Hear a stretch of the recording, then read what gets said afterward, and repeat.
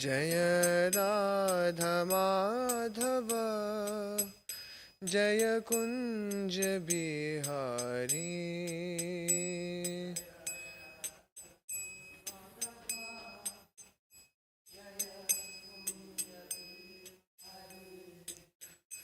जय गोपी जन वल्लभ जय गिरिवरधारी।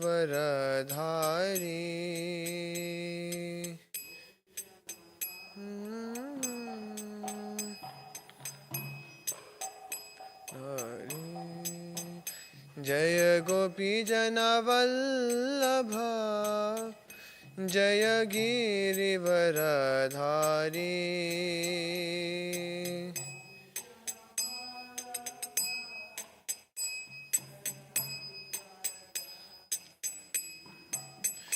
जय यशोदनंदन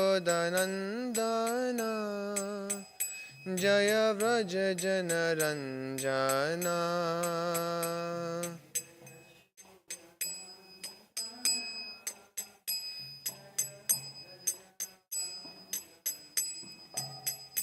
जय यमुना तीरावनचारी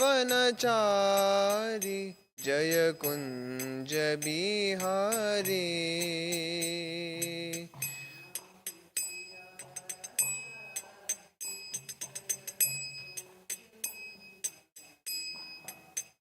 जय यमुना तीरावनचारी जय कुंज बिहारी।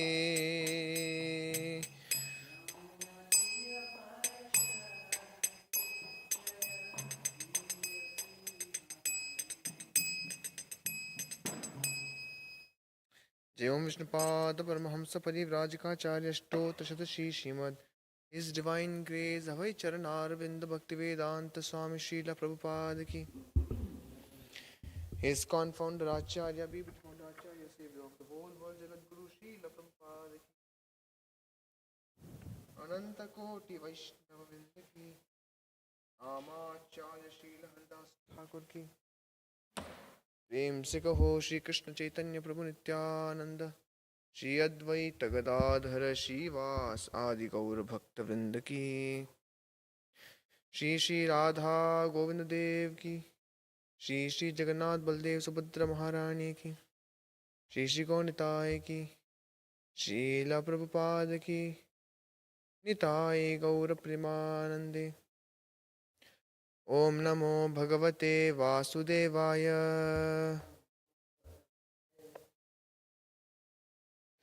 ओम नमो भगवते वासुदेवाय। ओम नमो भगवते वासुदेवाय।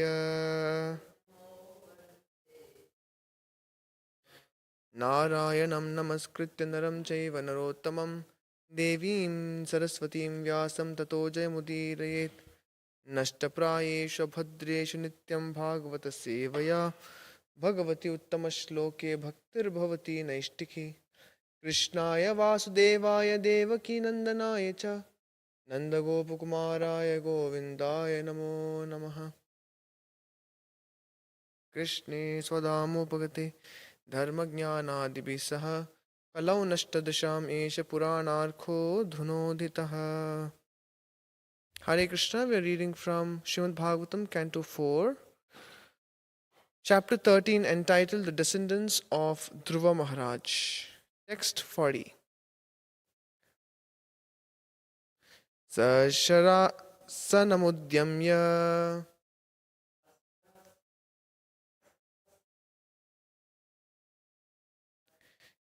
Mrigayorvanagocharaha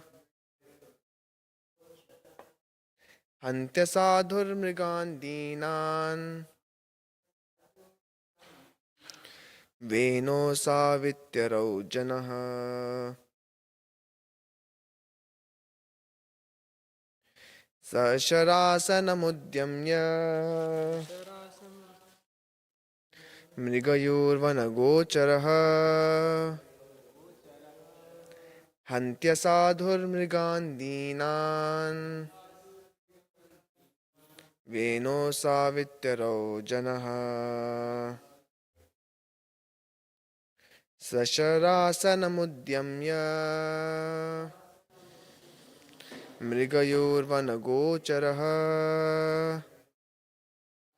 हन्त्यसाधुर्मृगान् दीनान् वेनो सावित्यरौ जनः।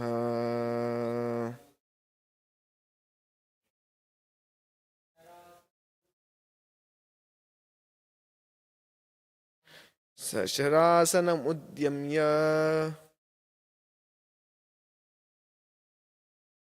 मृगयोर्वनगोचरः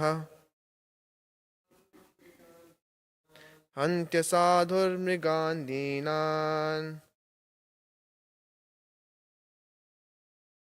वेनो सावित्यरौ जनः।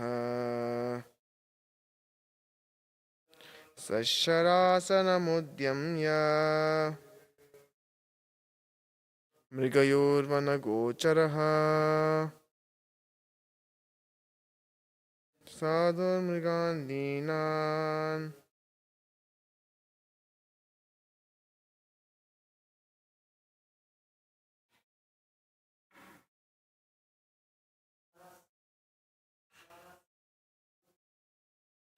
सशरासनमुद्यम्य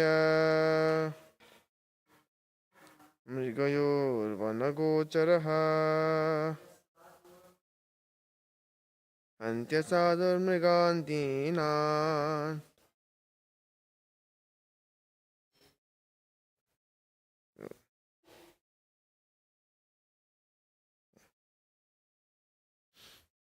Saha, that boy of the name Vena,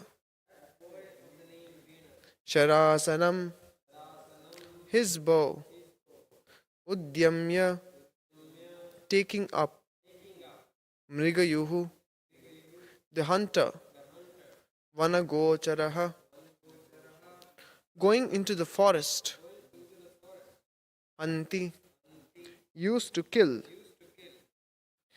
Asaduhu, being very cruel,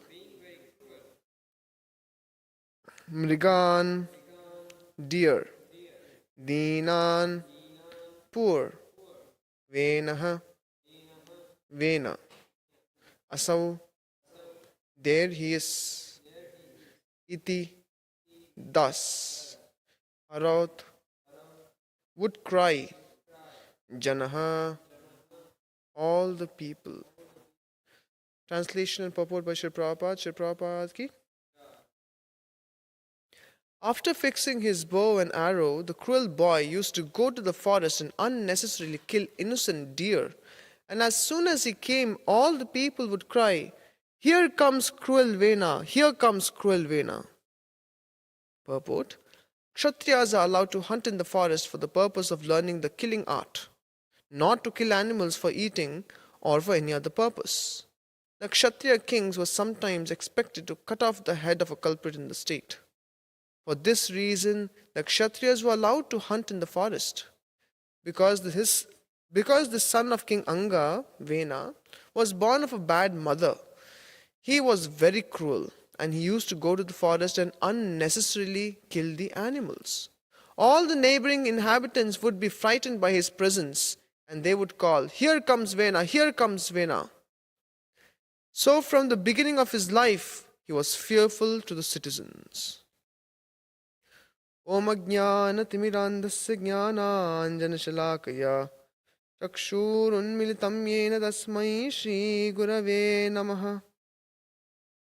Shri Chaitanya Manobhishtam Sthapitam Yena Bhutale Swayam Rupa Kadamayam Dadati Swapadantikam.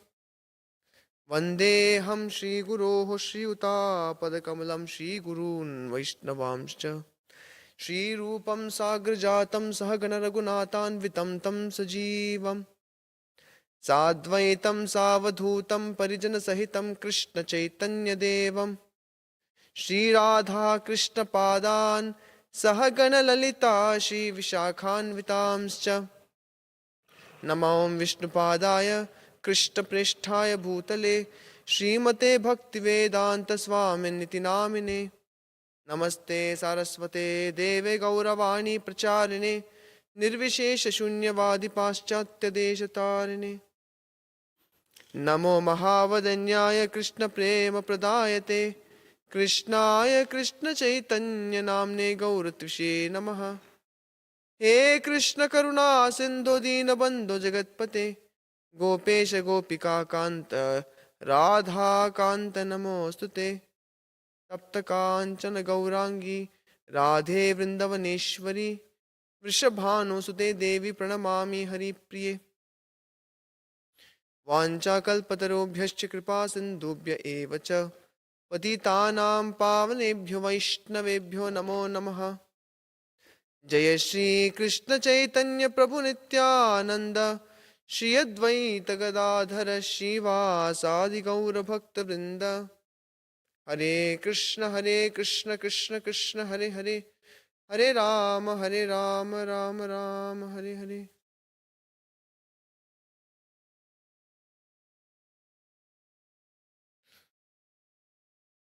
सशारसनमुद्यम्य मृगयूर्वनगोचरः हन्त्य साधुर्मृगान् दीनान् वेणोसा वित्तरोजनः। After fixing his bow and arrow, the cruel boy used to go to the forest and unnecessarily kill innocent deer. And as soon as he came, all the people would cry, "Here comes cruel Vena, here comes cruel Vena." Hare Krishna, we welcome all of you to our morning Srimad Bhagavatam class. I'm seeking the blessings of all the devotees assembled. I'm getting a glimpse of what Srila Prabhupada went through in the first days. Speak to the four walls, his guru said, enthusiastically. So we see here the episode of King Vena is going on. And Vena is described here as being very cruel.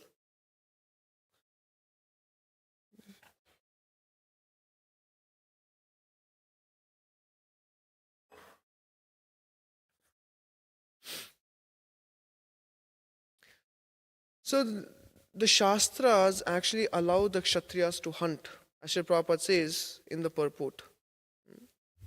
The Shastras allow Kshatriyas to hunt in the forest. Just as a medical professional, he cannot day one go and conduct an operation. Similarly, the king of a state, sometimes he is required to go and give capital punishment to someone. So it cannot just happen all of a sudden. He needs to be trained. So therefore, the Kshatriyas are allowed to go to the forest and hunt, try their expertise, develop their skills on animals. Of course, the vegan activists might be little not so happy to hear this, because in the Vedic times, yes, the training would be done on animals. But of course, we need to understand how much is too much. Before we even understand how much is too much, one aspect we need to understand is in the three modes of material nature. Whenever someone is conducted by the three modes of material nature, especially the mode of passion, the kingly class, they are conducted by the mode of passion. So the problem with passion is you give into a little passion and it can take you for a ride. That means you become little angry from your side. You don't mind it. But then the anger can take you for a ride. That means you can become uncontrollably angry, even though you did not want to become angry, because you gave in to a little passion. Of course, we have heard of so many stories where people become victims of lust, rape cases, and actually when the rape victim, not victim, the person who was accused of rape, when he is actually interviewed later on, he says that I don't know what happened that moment. Why? Because he was carried away by passion. So therefore in the Vedic times the kings were not just called as Rajas, they were called as Raja Rishi, because Raja, king, is driven by passion, but Raja Rishi means he is driven by passion but guided by goodness. That is Raja Rishi. That means even if we are dealing with any position, that is all mode of passion. We have to control people, we have to instruct people, we have to enforce laws, chastise, punish. This is not easy. It is dealing with passion. It is on the gray zone. As soon as you touch passion, there is a danger that passion can immediately absorb you completely, devour you.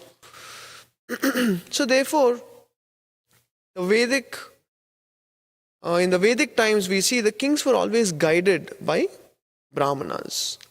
Brahmanas were characterized by a mode of goodness, and some were Vaishnavas. They were pure goodness, like Chanakya. So that ensured that mode of passion was always kept in check. It could not go out of bound. It could not cross the boundaries, or it could not be harmful to others. Just like water, when there is flood, that's compared to uncontrolled passion. There's only destruction. But when that passion is controlled, you put dams, then you can harness energy, hydraulic energy from water. But just a force of water only causes destruction. Similarly, the Vedic kings who had so much of passion, if not guided by goodness, as in case of Vena, then he's only creating more and more trouble for the society. So therefore, the Vedic concept is guidance. Guidance by the mode of goodness, if not pure goodness. You see, the Kshatriyas also have duties. Kshatriyas cannot do anything and everything, whatever they want. The duties, or one meaning of dharma, is occupational duty. We have duty of the body. That means the body belongs to certain varna. Or, the varna is decided by, the caste is decided by guna and karma, qualities and work. So, Chaturvanya maya shishtam guna karma vibhagashaha. Krishna says this system of varnashrama is set up by me. So it is scientific. Krishna is not going to make up any unreasonable caste system where someone is glorified as superior and someone is put down as inferior for no good reason.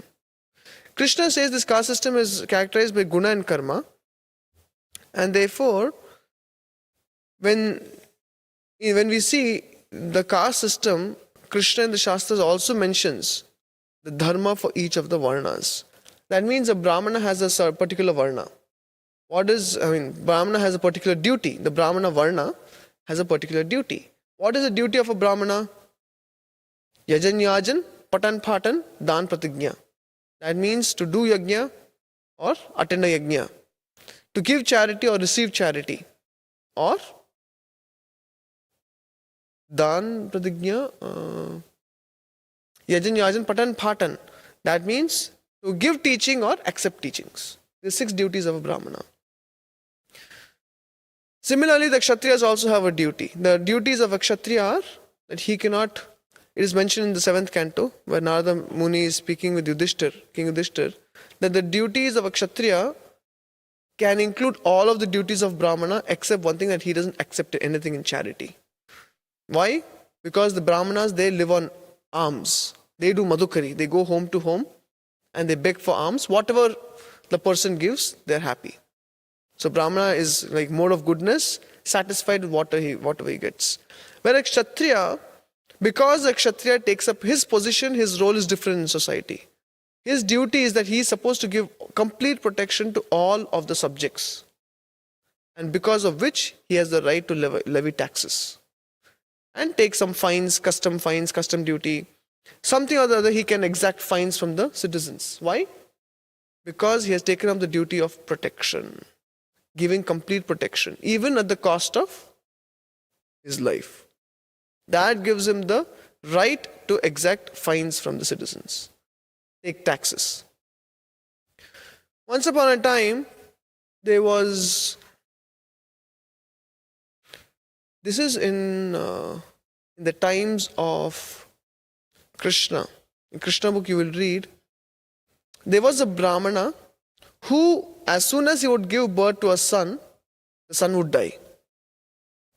And back in the day, the times were so pure that if anything such out of the usual happened, it would be the fault of the king. So immediately the Brahmana took his dead son and presented before the king and said, "You rascal, you must be doing something wrong in your kingdom, because of which my son is dying." And he left. Then Brahmana gave birth to a second son, who again happened to die as soon as he came out. So again the Brahmana took the second son and took it to the king, King Ugrasena at that time, and presented before him and said, "You rascal, you're doing something wrong in the kingdom. You're not leading a pure life, and therefore my son is dying." And he left. Third son, fourth son, fifth son. After ninth son, Arjuna at that time was somehow happened to be there. And Arjuna took up the challenge. He told the Brahmana, "My dear Brahmana, you don't have to fear. I will make sure I'm going to protect your 10th son." So when Arjuna got the news that this Brahmana is about to have a son, the 10th son, he immediately went to the cottage of this Brahmana and shielded the entire cottage, his entire home, with arrows. He made an arrow covering for the entire hut. So then what happened? The 10th son came. Jai Shri Radha Govinda Dev ki. The 10th son was born. As Arjuna heard the cry, immediately the son died. And Arjuna at that time, when he made this promise to the Brahmana, he had also added the statement, "In case I do not protect your son, the 10th son, I am going to enter fire." So now this son died. So Arjuna did not know what to do. Immediately he went to Yamraj, Yamaloka, the abode of Lord Yamraj, and searched for his son, and he found that there was no son there. So he became perplexed. Where is the son of the Brahmana, the 10th son? At that time, Krishna intervened and said, "Actually, I know what is happening here." And Krishna took Arjuna. They went out of this cosmic universe, passed through the 7 layers, passed through the Loka mountains, entered into complete darkness, pitch darkness. And so Krishna, just so that there's light for them to go ahead, he put his Sudarshan Chakra. And that Sudarshan wheel gave out all the light. And there finally they reached the causal ocean. Where? Who is lying down in causal ocean? Mahavishnu was lying down. And then Krishna said, "Do you see? All the 10 sons of the Brahmanas are here." Why? Because Mahavishnu just had this desire that he wanted to see Krishna and his devotee Arjuna. So what was Mahavishnu doing? He was just stealing all of the sons of the Brahmanas. And after getting darshan of Krishna and Arjuna, immediately Mahavishnu said, "Okay, this was my desire. Now you can go back." So this shows how in the Vedic times, anything would happen in the kingdom, it is king's fault. If someone broke Ekadashi, part of the sin would go to the king. If someone ate meat, part of the sin would go to the king. Any adharma would happen, part of the reaction would go to the king. And therefore, many of the Ekadashi Mahatmya will read, and all these kings were so particular on enforcing Ekadashis. They were so particular in ensuring that the citizens are practicing austerities. They are practicing sacrifice. They are practicing charity. So that all of them can go back home, back to Godhead. Why? Well, part of the reaction goes to the king. This is Vedic king. So, on another occasion, there was this great king called as Ellalan. This Ellalan king in South India, from Chola dynasty, Ellalan king. So this king was so just. He was known for being, abiding by justice. This king Ellalan once heard that, in his kingdom, he had a huge bell. So anyone had any problem in the kingdom could just go and hit the bell. Then immediately he would ensure protection. So once what happened, there was a cow which came to the kingdom and it started ringing the bell. And then the king saw the cow and immediately understood what had happened, because the cow was crying tears. He understood what had happened was his own son, the prince of the kingdom. He, while driving the chariot, did not see properly, and he drove the chariot over the calf's body, because of which the cow was in great pain. Because he did like that, king, being a very just king, immediately ordered that even the body of his son be driven over by another chariot. And the son also died. So he was so on the side of justice that demigods appeared and brought back the calf and his son back to life. You see, that means the Vedic kings, they were not, just because they're kings, just because they're holding position, power, possessions, control, domination over others, they were not exploiting the society. Why? Because these kings were always guided by Brahmanas, those who were in the mode of goodness. So passion alone leads to destruction. Passion guided by goodness leads to progress, isn't it? There's advancement. Then kings, Kshatriyas can actually function. So therefore, one problem with Vena we can find is Vena, as he would go into the forest as a small child, he was so cruel, and Prabhupada writes, because he was a bad son of a bad mother. So he was so cruel, as a small child he would go into the forest and unnecessarily, Prabhupada says, unnecessarily kill the animals. Yes, in the Vedic times hunting was allowed for Kshatriyas. That is part of their dharma. But dharmam tu sakshat bhagavat pranitam. That means dharma is ordained by the Supreme Lord. What the Supreme Lord says is dharma. We cannot concoct our own dharma. So initially I was saying there is dharma of the soul, there is dharma of the body. Dharma of the body means whichever caste the body belongs to, whatever modes it's being driven by. And dharma of the soul is one and the same. Jivera Swarupa hai Krishna Nityadas. That is dharma of the soul. So this King Vena, he was so cruel, that means he thought, because he is the king, or because he is the prince, and because he has the lenience of practicing hunting on animals, to learn the skill of killing, it's a skill to be learnt. He thought he could exploit his position, and therefore he started unnecessarily killing the animals. Just as a doctor has to sometimes, see a body, use a knife in the body, pierce the body, see the nerves, the veins, arteries, see the blood. Like my father, he cannot handle the sight of blood. He will faint. So why? Because untrained, isn't it? Like, if I give you a knife, can you just pass it through someone? Like, you feel very weird. You cannot do it because we are untrained. Now, kings like Arjuna and Vedic kings, there, when they fight the wars, they should be able to even cut off someone's head. So what is required? Training is required. Training in the art of killing. That is a duty of Kshatriya. If you cannot tolerate blood, then you are not Kshatriya. It is not possible. And that's how you see when Karna was learning from Parshuram. Karna lied to Parshuram that he is actually a Brahmana. At least not a Kshatriya, because Parshuram was against the Kshatriyas back in the day. So Karna told Parshuram that I am not a Kshatriya, so I want to learn knowledge of fighting from you. I think for 21 days or something, Parshuram taught him very well, and Karna was a very good student. He was such a student that one day Parshuram wanted to lie down, and he put his head on the lap of Karna and took rest. At that time, being so devoted to his guru, to his spiritual master, there was an insect which came and bit Karna, to the point that blood started, he started bleeding and blood started dripping. But he did not want to make any movement just so that the guru is not disturbed. But you will find when Parshuram, as he was, taking rest on the lap of Karna, he felt a drop of blood on him. And he woke up and he saw Karna is all bleeding because of this bite of an insect. You think Parshuram was pleased looking at the sacrifice of his disciple?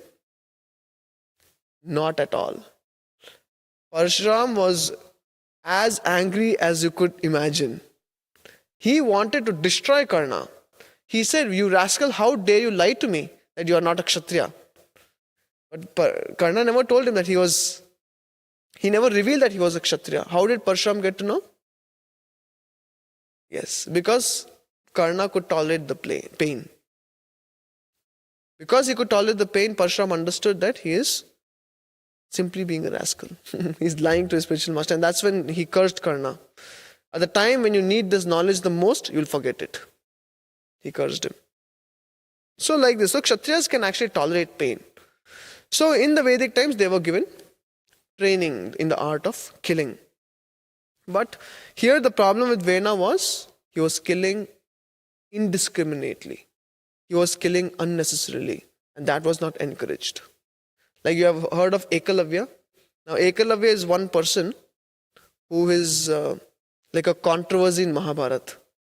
Many people think when Dronacharya saw Ekalavya, to support his own disciple Arjuna, he actually asked for the thumb of Ekalavya. Why did Dronacharya ask Ekalavya, a very good archer, to cut off his thumb? Because Ekalavya, he first of all, when Arjuna and Dronacharya came to the forest, Ekalavya wanted to showcase his skill. He was a very good archer. His aim was very good. But to showcase his skill, to showcase his performance, what did Ekalavya do? He shot a bunch of arrows into the mouth of a dog. See, it is like a person, you teach him science and you teach him nuclear physics, and he starts making nuclear bomb for war, So such a person, his intelligence has become pervert. So better that he did not study, so that he will not cause harm to anyone.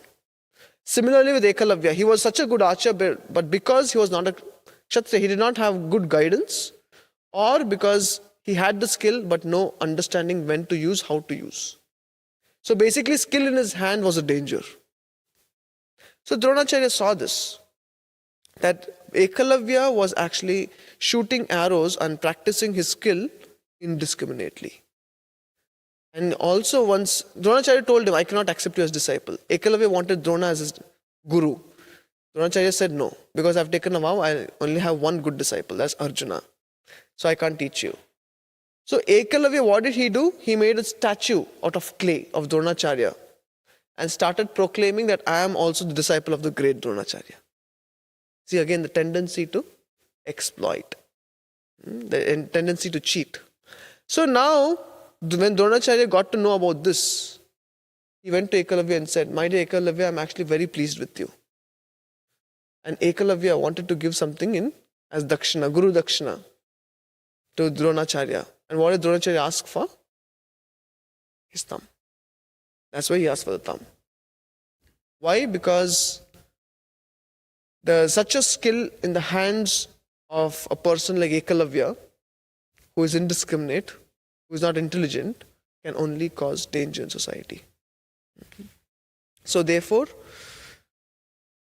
even Vena, he was to be the king, he was the prince. But the danger is, you look at the words being used in the verse. It is mentioned, Hanti asadur mrigandinan. That means, who is the asadu here? Vena. Vena is the asadu. Asadu. Sadhu means one who is kind. Sadhava, sadhu bhushanaha. How is that? Titikshava, karunikaha, suhrida sarvadehinam, ajata shattashantaha, sadhava, sadhu bhushanaha. That means the ornaments of a sadhu are such qualities as tolerance, forgiveness, compassion, being friend to all living entities, peaceful, and having no inimical relationship with anyone. These are the ornaments of a sadhu. And what is Vena called as? A sadhu. That means, proper translates it as being very cruel. Why?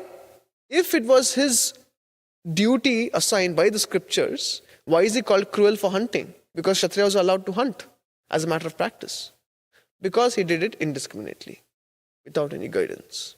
In the name of hunting, in the name of skill development, he thought he could do anything. And the Mrigan Dinan, the animals like deers are described as poor because they were helpless. So he didn't care if they were helpless or not. He just killed them. Veno rasav iti arav. Iti arav janaha. And what was the reaction of the people? The people only cried out of fear. You see, In third chapter of Bhagavad Gita, Krishna mentions yajna karmano nyatra lokoyam karma bandhanaha. Isn't it? That means we have to perform our duties. For example, Arjuna has to fight. Because he's a Vaishnava, can he not fight? Should he not fight? Should he not shed blood? For Krishna, he should.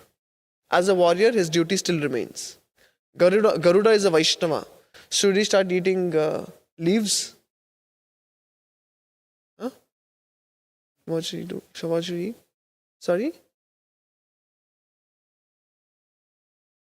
He has to eat his food, whatever the food prescribed to the body of Garuda. Similarly, if devotee becomes, tomorrow he becomes a soldier. Now what will he do? He has to kill because that's the duty, isn't it? But yajnat karmano nyatta lokoyam karma bandhanaha. That means because he does it as a sacrifice for the Supreme Lord, he does it for the pleasure of Krishna, that activity, his duties will not bind him. So first point is he has to perform duties according to as it is prescribed in the Vedas, and that duty has to be performed for the pleasure of Krishna. Then karma is not binding. Is that understandable? Which both Vena is not doing. Vena is not following the point number 1 nor point number 2. Whereas Arjuna, he is also killing and shedding blood on the battlefield, but he is doing it as sacrifice. He is using his skill set to please Krishna. He also has to shed blood, he also has to decapitate people in the war. But he is doing it as sacrifice for Krishna, and therefore he is not bound. So, therefore from the episode of Vena, we have one lesson. What is that?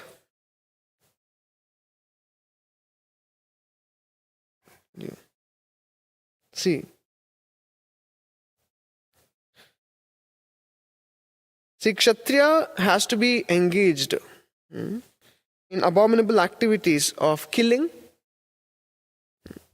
diplomacy, political affairs of state, etc. This is a duty of a Kshatriya. But when it is done for Krishna, it is purifying. Is that understandable? Because the duty is ordained by the Supreme Lord and the duty is performed for the sake of Supreme Lord. So then it becomes purifying. Example we gave of Krishna, of Arjuna fighting for Krishna. Therefore, Arjuna is sadhu. Arjuna is not a sadhu. He is also killing, but he is sadhu. Because he is doing a sacrifice for Krishna and the duty is ordained by Krishna. He is not doing it whimsically. Whereas Vena is killing whimsically.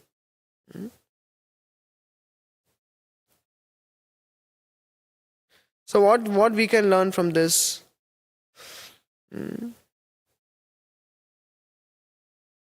See, Vena could say that he is hunting as a practice, which is allowed for a Kshatriya, but that was only his excuse.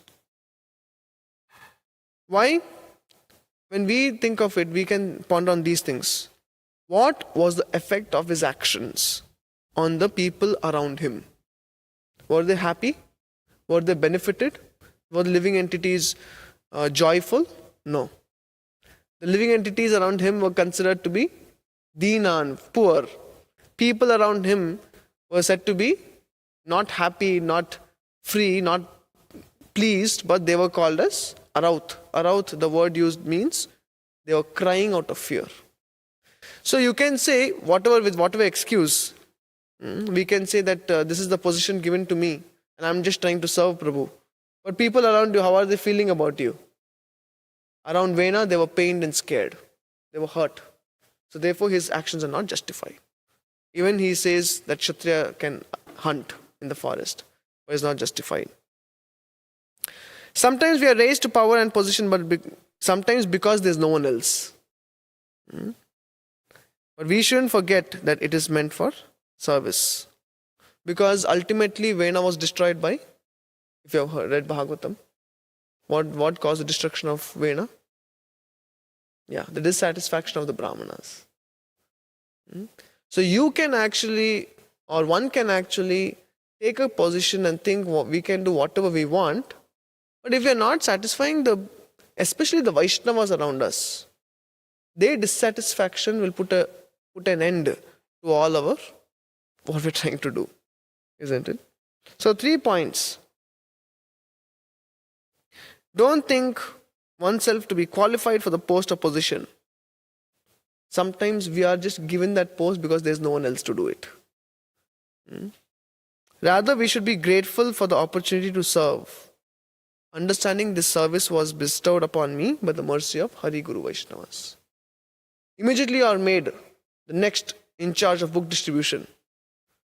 So now don't dominate the other devotees in your department or the other temple residents. What we should do? Try how to inspire others also to do books. Next, you are made say kitchen in charge. Now we should not think now this is my property. No. Or one should think, how can I serve? How can this kitchen be so nicely managed that all the devotees don't have to worry about eating, they can worry about preaching, isn't it? Or you are made the in charge of guest care. Now I should not say when some so-called unimportant guest comes, okay, other devotees, you take care of him. Only when sannyasis or very senior devotees come, then I take care of him. It's also a way of dominating, exploiting. One should be ready to serve in that position. So therefore, first point is this is a check for ourselves, 3-point checkers. First one is, we should not think oneself qualified. I am not qualified for this position. I just got an opportunity to serve by the mercy of my Guru and Vaishnavas. Second, we can ask a question to ourselves. How am I treating the devotees around me? Am I serving them or am I exploiting them in the name of service? Are they happy with me or are they being too much stretched? Like that. So the second one is we can ask ourselves, how am I treating the devotees around me? Being in that position. And third is, don't be whimsical. Seva has to be done under guidance. Why? Because when done under guidance, it will truly benefit everyone and we can be freed from acting on the platform of false ego. So in this way, we will also be careful we don't become another Vena and dissatisfying the Vaishnavas around us. We will prevent our peril, so to speak. So today is also the appearance day of Srila Gopal Bhatta Goswami. I thought of making some nice PPT and everything, but I couldn't unfortunately find time. But nonetheless, to whatever I remember about Srila Gopal Bhatta Goswami, I wish to present some points. As you know, Srila Gopal Bhatta Goswami is one of the 6 Goswamis. And Gopal Bhatta Goswami, when Sri Chaitanya Mahaprabhu was on his South Indian tour, he came to Sri Rangam. Every day he would go to Sri Ranga Kshetra and dance in great ecstasy with tears flowing down his eyes and chanting the name of Krishna. And everyone there, they would just surround him and join the chanting. He inspired everyone to chant Hare Krishna there. And Venkata Bhatta, one of the devotees in the line of Sri Ramanujacharya, he saw this Sri Chaitanya Mahaprabhu and he saw the entire feat. He saw these ecstatic symptoms and he felt that these are the signs what the Supreme Lord would show. But he nonetheless went inside, got into the dancing party and danced like anything. So Venkata Bhatta was very inspired by Sri Chaitanya Mahaprabhu and he was so transformed and influenced by Sri Chaitanya Mahaprabhu that he went to Mahaprabhu and asked him, would it be possible for you to come and reside with me in my home during the Chaturmas? And Sri Chaitanya Mahaprabhu agreed. See, Chaturmas is the time which is rainy season in India, so no one travels. Just like we were thinking, some boys were asking, can we go on traveling Sankirtan and just depend on books? Your fuel, your food, your sustenance just comes from the books you give out and donation you collect. It's nice, but it was dead of winter, last week of December. So we just called it off because in winter you cannot travel. So similarly, the sadhus not travel in Chaturmas because that's the rainy season. So Sri Chaitanya Mahaprabhu, out of his causeless mercy, agreed to stay in the home of who? Venkata Bhatta. He spent there 4 months, and daily he was immersed in glorifying Krishna, having these discussions with Venkata Bhatta. And Venkata Bhatta's son was Sri Gopal Bhatta. Sri Gopal Bhatta, when Sri Chaitanya Mahaprabhu visited in 1511, in the year 1511, that time Gopal Bhatta Goswami, he was only 8-year-old boy. So he would be so fond of Sri Chaitanya Mahaprabhu, and Mahaprabhu would be so fond of this small young boy. See, these are not the boys of, to say today. Today's boys are all immersed in video games and YouTube videos and all kinds of nonsense. Back in the day, the boys were so pure. 8-year-old boy wearing tilak and small young boy, you can imagine. Mahaprabhu was so much fond of him, he would always call for Gopal Bhatta, make him sit on his lap, and he would show his affection. He would embrace the boy. So Gopal Bhatta Goswami, as every day there would be discussions between Venkata Bhatta and Sri Chaitanya Mahaprabhu, Gopal Bhatta Goswami would be, Gopal Bhatta that time, Sri Gopal Bhatta, he would go and just do some service for Mahaprabhu. So you know the entire pastime when Mahaprabhu talks to Venkata Bhatta and he has this discourse on trying to proving Krishna's supremacy over Lord Narayan, and finally Venkata Bhatta accepts it. So while as the 4 months got over, Sri Chaitanya Mahaprabhu was about to leave. At that time, Gopal Bhatta had become so attached to Chaitanya Mahaprabhu. He was crying tears and he even fainted at the lotus feet of Mahaprabhu because he understood Mahaprabhu is about to leave now. At that time, Sri Chaitanya Mahaprabhu woke up the little boy and told him that now you stay and serve your parents at home. When the time is right. Why? Because both your mother and father are great Vaishnavas. So stay at home, take care of them, and when the time is right, come to Vrindavan. And with that instruction, blessing Gopal Bhatta Goswami, and at that time Sri Gopal Bhatta, he left. So in some time, Sri Gopal Bhatta, he would learn Sanskrit, poetry, many subjects including Vedanta Sutra. Shastric studies, he began with Vedanta Sutras. And Venkata Bhatta, you know who's the brother of Venkata Bhatta? Srila Prabodhananda Saraswati. He is the brother of Venkata Bhatta. So Gopal Bhatta got the opportunity to study Bhakti Shastras from Srila Prabodhananda Saraswati. How fortunate. I think Srila Prabodhananda Saraswati has a book. I forget the name of it. Chaitanya? Sri Chaitanya? Chinnamrita or Shikshamrita, something is there like that. By Srila Prabodhananda Saraswati. He was the brother of Venkata Bhatta. So he studied under Prabodhananda Saraswati, and as the parents got to know they are about to pass away from this world, they called for Sri Gopal Bhatta and instructed him, you should go to Vrindavan when we pass away and take shelter of Sri Chaitanya Mahaprabhu. So after that happened, Gopal Bhatta Goswami did go to Vrindavan, and over there he met Srila Rupa and Sanatan Goswamis. At that time, Srila Rupa Goswami was sending some messengers to Puri. They were in Vrindavan, Chaitanya Mahaprabhu was in Puri. So he was sending some messengers with some messages to Chaitanya Mahaprabhu. And he also sent this message that finally Gopal Bhatta Goswami has come.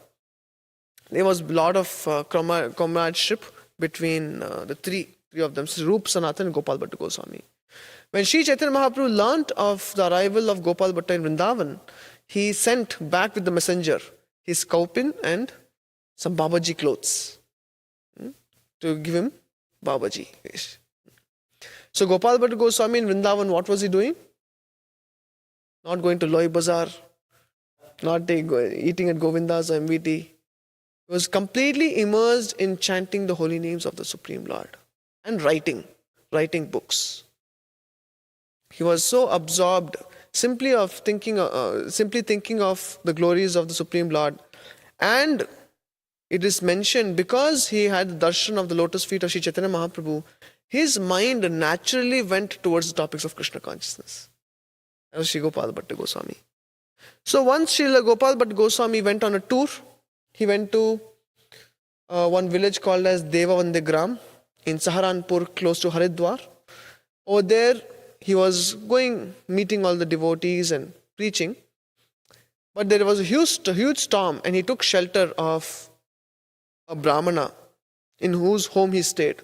This Brahmana did not have any son. And Shri Gopal Bhatta Goswami blessed him that may you have a son who will become a great devotee of the Lord. And immediately the Brahmana in reciprocation said, in that case my first son will be for you to serve you. I'll send him to Vrindavan. And that happened. Shri Gopal Bhatta Goswami proceeded to north to Nepal. From the Gandaki river, he got 12 Saligram Shilas. And Shri Gopal Bhatta Goswami would have this cloth bag around his neck. And wherever he went, he would carry these Saligram Shilas and worship them. One day he was resting under a tree, and he had this deep desire that I want to worship the Supreme Lord. He's worshipping the Supreme Lord in form of Shilas, but he wanted to worship the Supreme Lord in his Vigraha form, the complete Vigraha form, in the full feature. So he had this deep desire, and he would every day cry tears in front of the Shilas. And one day a rich merchant came to Gopal Bhatta Goswami and gave him these ornaments and clothes which would actually fit a deity, which increased his desire to worship a deity. So one day when he was resting, he put them to rest. He put the Shilas in the basket, put them on a branch of a tree, and he did his bhajan and took rest.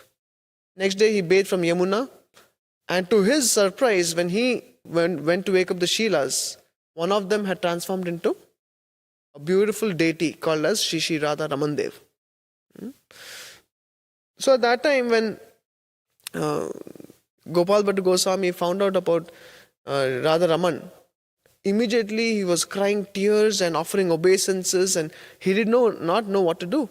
And Rup, Sanatan, all the Vrajavasis, they came to know of this miracle. Everyone rushed to this place. This was in the year 1542 when the deity appeared to Srila Gopal Bhatta Goswami. See, that means the Supreme Lord will manifest in our lives to the desire we have, the degree we have the desire to serve Him. Gopal Bhatta Goswami has such a staunch desire that I want to worship the Supreme Lord in His full Vigraha form, and the deity manifested. So, now he was able to offer the clothes, the ornaments, everything to the deity, and then the Namka, of course, the Goswamis together gave the name Shri Radha Raman. And the beauty of Shri Radha Raman is, it has the features of the three principal deities of Vrindavan. They have the beauty of the face of Shri Radha Gopinath. Okay. And the beauty of the torso of Shri Radha. Anyone knows? Govind Dev. And the feet of Shri Radha Madan Mohan? Okay. That was opposite. Anyway. Okay. So anyway, so the beauty of Shri Radha Raman Dev was that they consisted the beauty of all the three principal deities of Vrindavan. And today also, if you go to Vrindavan, you can get darshan of Radha Raman Dev. Srila Gopal Bhatta Goswami he has co-authored Hari Bhakti Vilas. He started the Shat Sandarbhas, which was completed by Srila Jeev Goswami, was actually started by Srila Gopal Bhatta Goswami. And he had a disciple, very famous disciple, Srinivas Acharya, Gopal Bhatta Goswami. And even to mention, a deviant disciple of Srila Gopal Bhatta Goswami he started the Radha Vallabh Sampradaya, where they chant Radhe Radhe, very famous in Vrindavan. He started. That is also deviant disciple of Srila Gopal Bhatta Goswami. Credit goes to Gopal Bhatta Goswami, therefore mentioning. Like this, Srila Gopal Bhatta Goswami, he lived for 75 years. He appeared in this world in 1503 and left this world in 1578. So approximately 75 years, rendered full hearted service to the Supreme Lord. And in the literature, Gaura Gunodesha Deepika, Srila Kavi Karnapur mentions of Gopal Bhatta Goswami as being, he mentions that we are not sure. Some people say he is Ananga Manjari in the spiritual world eternally. Some people say he is Guna Manjari. And we are happy that he is an eternal consort, or eternal associate of the Supreme Lord in Sri Golok Vrindavan Dham.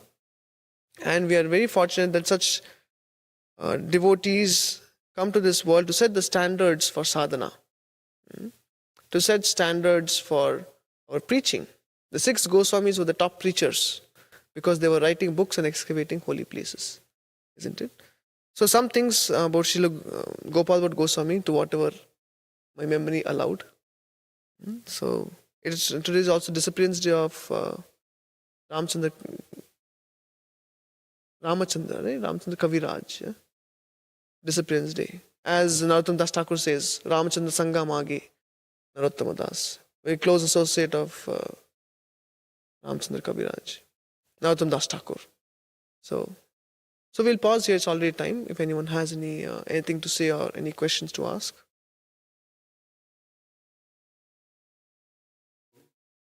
The face. Okay, Srila Govind Dev is Radha Govinda. Yeah. Govind Dev is the face. Gopinath is the feet, and Madan Mohan.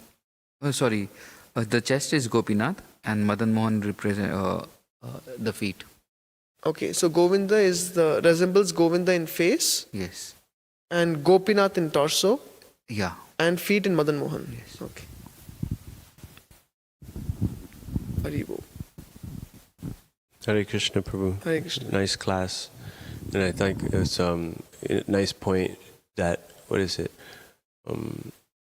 they're kings under guidance, passion under the guidance of goodness. Forget the word, Rajarishi. You see, Dhruva Maharaj was killing indiscriminately. At one point, Vena was killing indiscriminately.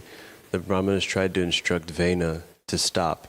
Voluntarily, he wouldn't, so they stopped him They stopped him against his will. Yeah. Dhruva stopped immediately voluntarily, and it kind of shows the perfect example of what it means to have guidance when you're in a position of power. It saves you from yourself. So I thought that bringing out that point, Rajarishi, was very, very nice. There's also one small story in the Puranas. Once there was a Brahmana, he was performing severe austerity. So Indra got scared of his position. So he came and he told the Brahmana, I have to go somewhere, just can you take care of my sword? And he gave it to the Brahmana and he left. So the Brahmana, who was daily waking up in the morning, plucking flowers for offering, cutting fruits for offering, and doing his daily worship and rituals, gradually, because he would always keep the sword with him, he thought, why not I use the sword for cutting the flowers, sword for cutting the fruits. And all his sword became a part of his life. Eventually, if anyone would back answer, he would show the sword. And more eventually, he started using the sword and killing the people. And as he started doing this, he lost all his piety. Indra came, took his sword and went back to heaven. So therefore, the danger of dealing with passion, one has to be very careful. It has to be done under guidance. Tiny point. Also, you see with Vena, he started his sick activities on animals and then it went to people. Yeah. You see the same thing with people, particularly serial killers. Starts with animals, goes to people. Because you're practicing. What are you practicing to do? To have more and more degraded types of fun. And eventually you have to move up to more interesting targets. King Vena did it. People do it. And it's like a pretty interesting. Bhagavatam accounts that beautifully long, long before. There you go. So we'll pause here. Grantha Srimad Bhagavatam ki, Srila Prabhupada ki.